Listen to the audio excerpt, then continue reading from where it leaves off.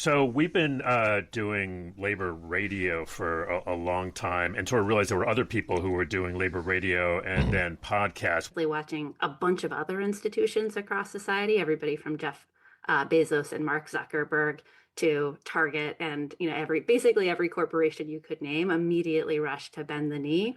We always add a couple new ones this year. We have the new Nightmares display from the softball team. Every day we're technically working ourselves out of a job.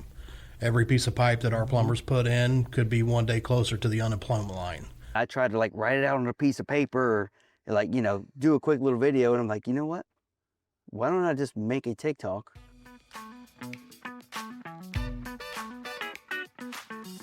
Well, I don't know about you guys, but I really need this holiday break. It feels like the year is just steaming down the track, heading for the tunnel that's painted into the cliff wall. Does that make you like Roadrunner? I think I was more Wile E. Coyote in that scenario, but yeah. All right, folks. Chris Garlock here. That's Harold Phillips and Patrick Dixon. Hey, Patrick. Hey, guys. How you doing? We're good, and you all are listening to the Labor Radio Podcast Weekly. Once again, your sampler of the best, the very best new episodes across the network. Harold, do we have a theme this week? You know, we do, actually. This week is all about where labor power is showing up right now. From resistance politics and shop floor mental health to organizing wins, worker culture, and even how social media is reshaping the trades. You know, I am always all about the social media. That's right. And it's a reminder that labor power isn't just showing up in one place right now, it's showing up everywhere.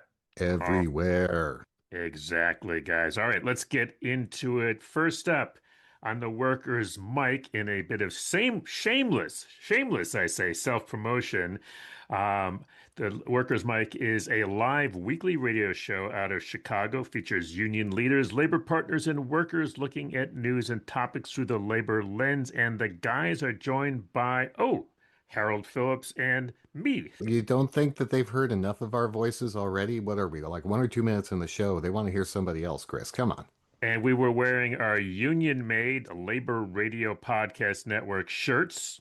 Don't worry, Patrick. We're going to take this one. 2 colors, all sizes. Available at laborradionetwork.org. Oh, you still had to get a little bit in there, didn't you? And we talked about why independent labor media matters. Yes, it does. And how the network helps connect struggles across industries and regions. Welcome back, everybody, to the Workers' Mic right here on 720 WGN. I'm Ed Maher here with Ken Edwards and Phil Davidson, and we're joined with a couple of guests. We've got Harold Phillips and Chris Garlock from the Labor Radio Podcast Network. Welcome, guys. Welcome to the show. Hey, thanks so much, guys, and good morning, Chicago. Yeah, and you guys are... Great to be here. Great to be here. So, guys, first of all, quick shout-out to what you guys do for a living, and that is, from my perspective anyway, you aggregate all of the labor shows. By the way, is it just in the United States or is it international? It's actually international. We've got a lot of shows in the network that are from overseas, England, Canada, obviously. There's Australia. One. South Africa. Australia would be a big one. I'm surprised Canada still lets us into their airspace. Begrudgingly. We're slipping under the radar. They haven't figured out how to block the radio signals yet. So explain to me the genesis, and to our listeners, the genesis of how this came about, and more importantly, why. So we've been doing labor radio for a long time, and sort of realized there were other people who were doing labor radio and then podcasts. And so we just basically thought, let's talk to other people who were doing the same thing. And it turned out that there are a lot more. And then Harold is the one who has to scour. He handles our social media, scour for all the different things. And I think we're over 200 now, right, Harold? Wow. Yeah, actually pretty much 250. Wow, pretty close to it. Holy moly. And that's like radio shows and or podcasts? Just exactly. A lot of radio shows like yours, the Workers' Mic, will broadcast live, and then they'll put recordings up on their websites as podcasts. Right. So it's kind of TiVo for radio in a way. Sure. You can tune in at 7 a.m., but if you miss the show, you can go back and you can listen to what people said. So, yeah, like you said, every day we're sending stuff out through our social media with links to labor radio shows and podcasts, new episodes. We're letting people know about the new shows that have just popped up, bringing the producers together in weekly meetings so that we can help each other out and get out the voice of working people in labor. Right. I mean, we're all pushing in the same direction, really, right? We should be. Absolutely. And we should mention that one of the things we developed, Harold, I think what's been like 3 years now, the Labor Radio Podcast Weekly, which was, we realized that people don't always necessarily, with over 200 shows now, which one to listen to. The worker's mic. They should all listen to the worker's mic. Let's start there. Definitely listen to the worker's mic. But what we do is in the weekly, we just we'll excerpt a bunch of the shows, 3, 4, 5, 6 minutes, give them a taste. Here's what worker's mic sounds like. Sure. Here's what a show on the West Coast tastes like. Here's what that Teamster doing his podcast out of his cab sounds like. Wow. And that way, when people hear that, then they can. And then we always say, go to laborradionetwork.org and you can subscribe to the show itself. And so it's really kind of a way to introduce people to be honest. The range of shows that we have, guys, is just phenomenal. Oh, I've seen the list. I mean, it's absolutely shocking to me. Look, it's one of those things where you don't know it until you know it, right? And I didn't know it existed until I somehow came across your organization and joined your email list. And it's heartening. I got to say, heartening, not disheartening, heartening to see all of these labor podcasts and people, getting up on social media and the TikToks and Instagrams and Facebooks and Reels and this. I mean, it took a long time, I think, for labor to finally get to this place now, and we're not even there yet, right? But it's just heartening to see, so many people out there and they're passionate about it, right? But yeah, we appreciate you guys. We've got to take a break, but thank you so much for being on the show. Right back at you. Hey, this is Mike Strukin from the Labor Force Podcast. I'm proud to be part of the Labor Radio Podcast Network, with more than 200 labor radio shows and podcasts from across the country and around the world. The Labor Radio Podcast Network, where working people speak. Find us at laborradionetwork.org. Here's another great conversation from The Dig, the podcast from Jacobin magazine, where Eric Blanc, Leah Greenberg, and Waleed Shahid take on the liberal resistance's sharp left turn, putting today's political moment in historical context and mapping the opportunities and risks ahead.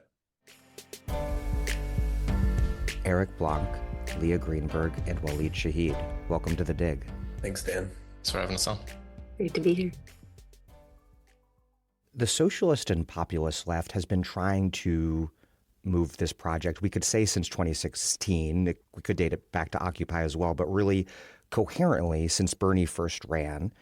We made some significant headway that year and then again in 2020. And there were tons of other victories along the way. But obviously in politics, the point is to win and then to govern and transform society. And by that measure, we were coming up really short. And thinking back specifically to 2020, but really the entirety of the past decade, a big part of what the socialist left has been trying to do, I think, is to make the case to the liberal Democratic base, the base of the Democratic Party, that the only way to address the root causes of MAGA and of Trump is by confronting neoliberalism and the forever wars and by overthrowing the Democratic establishment. That was breaking through somewhat, but not enough to win. And what seems really significant right now is that these politics are breaking through, it seems, in a really powerful way that we can see from Zoran's coalition to the anti-oligarchy tour to the broad front in the streets confronting ICE. How did the liberal base, which had, I think, placed their faith in the Democratic establishment to protect them from Trump, become so radicalized over the last 11, 12 months by him being elected again? Leah?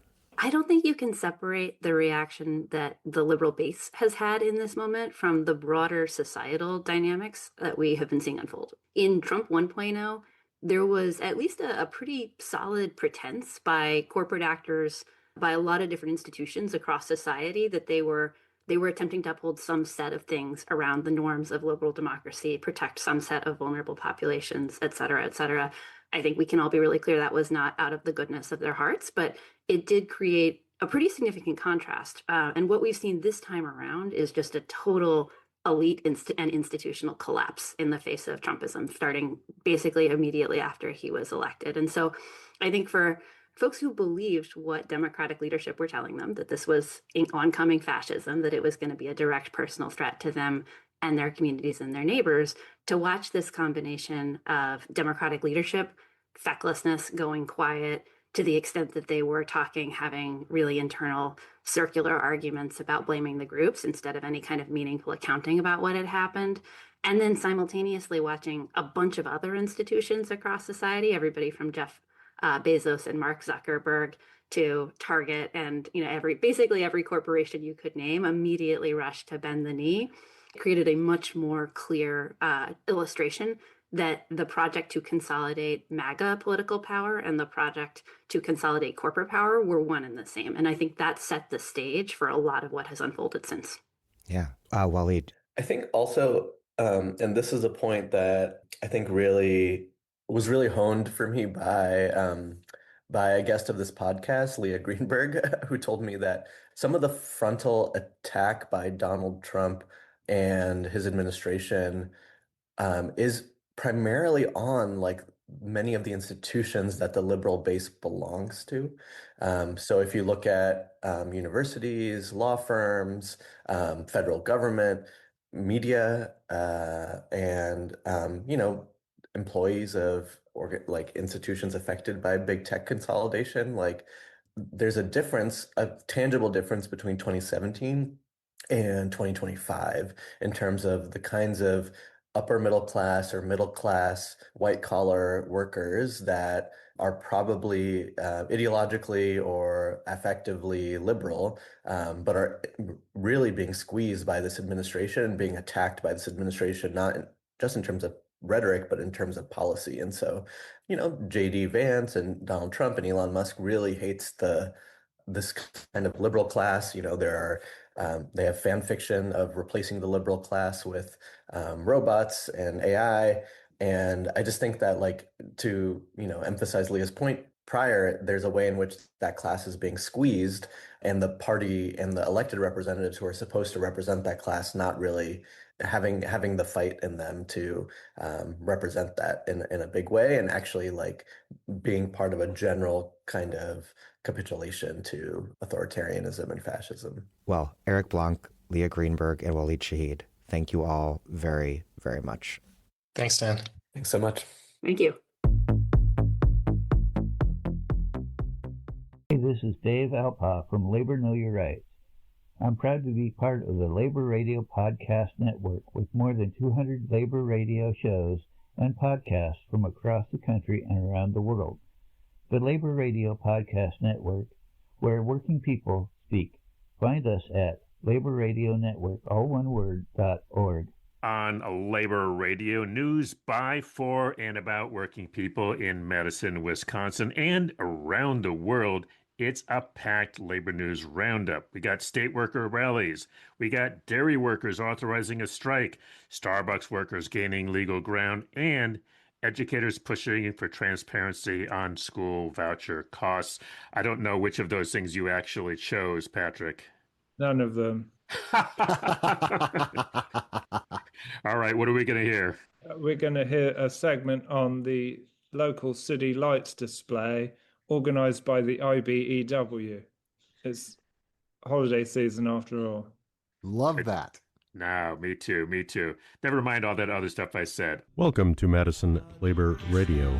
Labor Radio is dedicated to bringing news, information, and cultural events focused on working people and the labor movement to the Madison area and surrounding communities. The 2025 Holiday Fantasy and Lights Show at Olin Park marks the 37th year that members of the IBEW Local 159 have put up the holiday display for the community.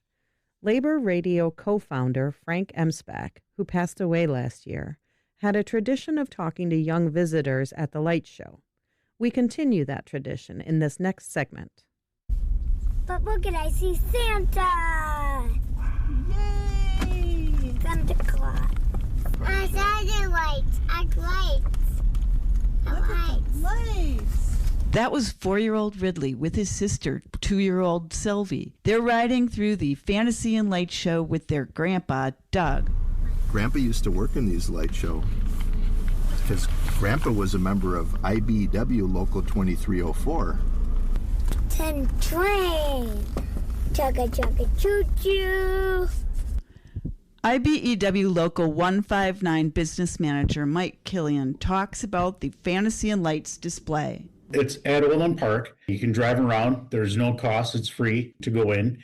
The lights come on at dusk, and there's a contribution for donations at the end, which all the donations go back into the event, or we donate them to a local charity. How long does it take to create a light design and then make it actually into something that people could recognize? It kind of varies a little bit the way we do. I can say that our retirees and our apprentices set up the displays and do that, and our retirees will make them. And they'll start putting stuff together and do the maintenance on the displays probably in April or May, and have them ready to go to put out at the park in the fall. And it usually takes them about 2 weeks to set up and a much shorter time to tear down. It's our 37th year with putting on the displays. We have over 60 of them, and we always add a couple new ones this year. We have the new Nightmares display from the softball team. We have our cardinal ornament that we have this year, and some big bulbs that our guys made for this year also. There is music that people can listen to. Can you tell us about that? Sure, you bet. So one of the things that we've done now is the soundtracks online now. So this is year 3 for that. So it's a little bit of a change for us. As you drive around there, you got to use your phone to listen to it. So you're going to scan a QR code as you come in, and then you'll see the play button, and then just click that and you'll be able to hear it as you go through. It's really nice that the IBEW Local 159 does this for the community. Well, it's just something that we've done over the years. We always like to give back to the community, and it was just always a nice thing, and it's grown over the years. We used to do it at Warner Park, and it has grown to be so much over the 37 years that we have to have it at Olin Park now, just for the space and the traffic that the people go through to do it. It's just something that we like to do to give back to the community. Castle. Ice cream. Ice cream. Reindeer. Badger. Candy cane. Hey, I see another Santa, and he has a candy cane. We heard from Mike Killian at IBEW Local 159. Special thanks to Ridley and Sylvie. This is Janine Ramsey reporting for Labor Radio. Hello, this is Eric Lee from Labor Start. We're proud to be part of the Labor Radio Podcast Network, with more than 200 labor radio shows and podcasts from around the world. The Labor Radio Podcast Network, where working people speak. Find us at laborradionetwork.org. So this week on the Heartland Labor Forum, radio that talks back to the boss, coming to us from Kansas City, the focus is on mental health and what unions can do to support members and their families, including model programs from Plumbers Local 8 and Firefighters Local 42. It's a very important topic, and these locals are taking it head on. This was a late add to the show, but I just thought, it's a tough time of year for a lot of people, and so this was an important topic. I'm Tom Gipkin. I'm the president of CWA Local 6360 here in Kansas City, and I will be co-hosting this show with my friend Judy Morgan. She's the president emerita of AFT 691 and also a former state legislator. The holiday season can be very stressful for many people. They find themselves overwhelmed, and it takes its toll. It can lead to depression, which sometimes results in suicide. The building trades and the first responders see this at a much higher rate than other fields of work. Unions representing these groups are working hard to help members with programs to assist them with mental health obstacles. On tonight's show, we visit with Matt Harris, the business manager of Plumbers and Gas Fitters Local 8, and from the International Association of Firefighters Local 42, we have Eric Rose, he's the secretary-treasurer, and we have A.J. Pittman. She directs the program called 42 Cares. These two groups have outstanding programs that address the very important topic of tonight's show, mental health. Everyone, thanks for coming on the show tonight. Yes, welcome, Matt, AJ, and Eric. I just learned recently that those in the construction trades and the first responders actually have a higher rate than other industries. And I was reading an article in which Centra Health suggested that stress and burnout were the most common struggles for employees in general and a driving force of the current U.S. workplace mental health crisis. So I'm just wondering, what factors in your workplaces, are they the same or are they different, causing the mental stress among your union members? Matt, let's start with you first. So stress and burnout are always issues, but I think a couple things that are really driving forces in the building trades. Every day we're technically working ourselves out of a job. Every piece of pipe that our plumbers put in could be one day closer to the unemployment line. So that uncertainty of the work makes that a very stressful situation. And sometimes layoffs happen, and you don't know how long that layoff's going to be. It could be a week, it could be a month, or it could be 6 months. So the uncertainty of where that paycheck's going to come in. And then we also have the opposite, where what we call golden handcuffs. What do you call it again? Golden handcuffs. Okay, golden handcuffs. So we might have a member that's working 6-10s for a year and a half, and they've set their lifestyle up around all that overtime and all that money coming in. And then either work gets cut back to 40 hours a week, or maybe they get laid off, the job comes to an end, and now they've set their whole lifestyle up on this overinflated income. And so that becomes a real mental struggle for them. Oh, I bet. So can you identify signs either as like the workers in the field? Can they identify signs, or can supervisors identify signs that somebody is having problems? And is anger, how much does anger play into it? Let's start with you first, Matt. So that's through our mental health training that we do. That's one of the things that we talk about, is recognizing the signs. Anger can definitely be one of them. We believe it's more of a change in a person. I mean, let's face it, I spend more time with my brothers and sisters at work than I do with my own family. So, if you're paying attention, if I've got somebody that's normally pretty mild-mannered, and all of a sudden they're having anger control issues and they're lashing out, okay, there's something going on here. We need to figure out what the issue is. Or sometimes we'll see members that normally are pretty social. Now they're going out to their truck and eating their lunch, or things like that. So behavior changes is really kind of what you need to look for. If you got a guy that's normally Johnny on the spot and he's always there on time, and he's working his 40 hours a week and doesn't have any problems with that. Now all of a sudden he's showing up 10, 15, 20 minutes late. Maybe he's missing a day a week or a day every other week. There's something going on here. We need to address this, and we need to figure out what that is. So do you actually train your workers to recognize that, or is it more like the supervisors? And when somebody does recognize it, what do they do? Like if I saw my coworker, like you say, going out to eat lunch every day in his truck, what would I do if I thought there was a problem? Just have a conversation with them. Okay, that's what you teach them to do. Okay. That's what, we teach them that they're not there to be the therapist. They're there to be mental health CPR. You're there to keep them around one more day. So just go have a conversation with them. How's things going? You doing okay? Hey, I've noticed these behaviors. That's uncommon for you. Is something going on? Can we talk about this?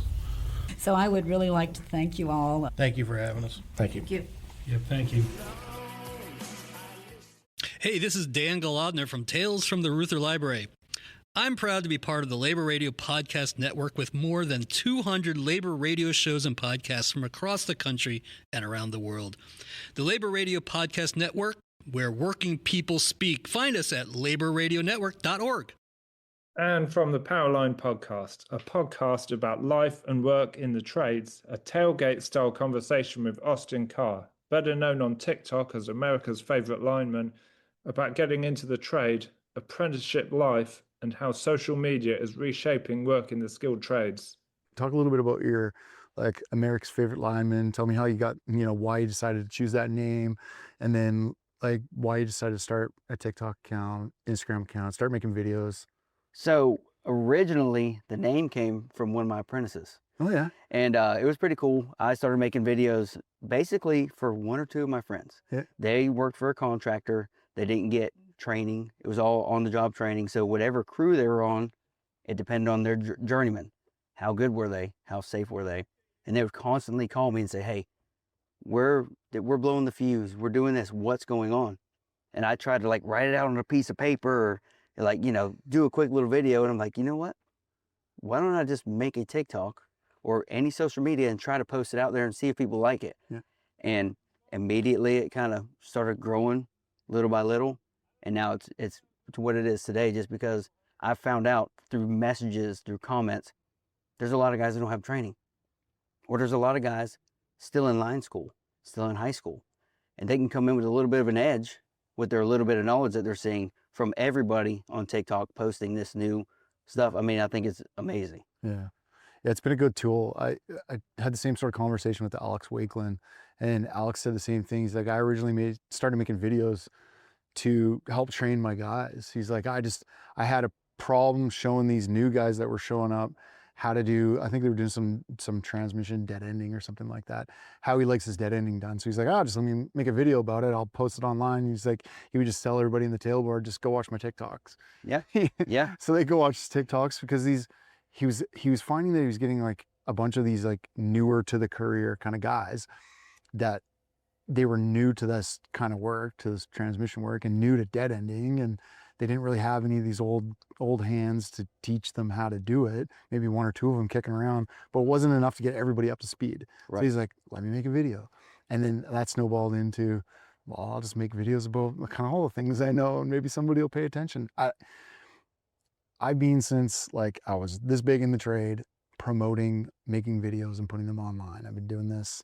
Like I started making videos for the internet as much as I could back in like 2009, right. Like early stages YouTube, trying to get the companies I was working for to make videos and put them online to train people and teach people and bring awareness to the trade. So I don't know. I like to see where it's evolved to today.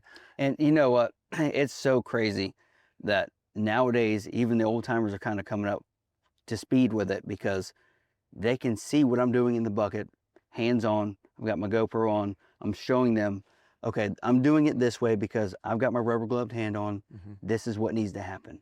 If you could show anybody on the ground how to do a job, they're in their leathers, they're standing on the ground, easy. They get in the bucket and start struggling. Yeah. And then those little fine details are like, why am I struggling? And sometimes as a teacher, it's hard to remember those little fine things without doing it as you go. So I found it so much easier for me to explain just with my hands. I'm way better with my hands than with my mouth, so I can speak as I'm going. Yeah. And it's just helped me a lot, and it's helped our apprentices a lot. Yeah. So. Just talking your way through it. Yes, yeah. Exactly. Anything else that you, like on your heart? I usually ask this question at the beginning, but on your heart to talk about? Not really. It's fine. I usually just talk about like how like faith gets me through it, and how using that same faith-based system is like, if you want it bad enough, mm-hmm. you're going to work for it. Basically, I'm a very faithful person. Mm-hmm. I'm a Christian, and you know, they say faith without works is dead. Well, that's not saying that you need to work to gain anything. It's if you have enough faith in something, if you have enough faith in Jesus, you're going to work for him just because you love him so much. Same way it can translate into line work. If you have enough want to and determination and faith that you're going to be a lineman, you're going to do what it takes to become that lineman. Mm-hmm. It's just a give and take relationship. You put enough work into it because you believe in it enough, you're going to get the reward at the end. Amen, brother. Well, look, it's time for our shows you should know, the speed round, where we spotlight a few more voices across the network you should have on your radar. On the Wealthy Ironworker, a reflective take on identity reminds us that we're more than what we do for a living, and that work doesn't define our full worth. Over on Boiling Point from our friends in Cincinnati, Ohio, Michelle talks with Ironworkers Local 44's Dave Baker about trade culture, industry challenges, and why strong unions remain essential. Radio Labor Canada actually talked about something I didn't know anything about. They marked the United Nations Declaration of Human Rights. I knew about that. And highlighted the role of Canadian legal scholar John Humphrey in shaping the document. That I did not know. And you live like a stone's throw from the border, so there you go. Yeah, you'd think I'd pick that stuff up. On El Cafecito del Dia, Eli Baena reflects on how immigration policies are reshaping childhood and how courage, resilience, and collective power push back. And the CWA Hour of Power is back, and we're so glad to see them back. They spotlight activist Amani Mbatha. They take a look at housing instability as a labor control tactic. They've got the Union Buster of the Week and the proverbial more. It is a great show. It's so great to have them back on the air. But before we wrap this up, we want to note the passing of Ken Nash, longtime producer and co-host of Building Bridges Radio in New York, a true voice for labor radio who will be deeply missed. Ken Nash presente. Mm-hmm. And that's a wrap for this week's Labor Radio Podcast Weekly, your roundup from more than 200 shows across the Labor Radio Podcast Network. Find links to every show at laborradionetwork.org and follow hashtag Labor Radio Pod on Blue Sky, Facebook, Instagram, and the social network that shall remain nameless. You know, I'm just going to say, end of the year, perfect time to change things up. If you want to migrate from that other horrible place to Blue Sky and follow us there, this might be the time. Tell us what you think. Info at laborradionetwork.org. And you can be a spotlight activist too, with a union-made network t-shirt, 2 colors, all sizes. Pick them up at laborradionetwork.org. And hey, folks, you know we are all about the labor, which is why this podcast is recorded under a SAG-AFTRA collective bargaining agreement. And by the way, did you see SAG-AFTRA President Sean Astin on the picket line with the Starbucks workers this week? He rocked. The Labor Radio Podcast Weekly, edited this week by Patrick Dixon. Social media always and forever by Harold Phillips. And produced by me, Chris Garlock. Solidarity works. Stay tuned to your local labor radio or podcast show. And we'll see you next week with the first of our annual Best of Shows.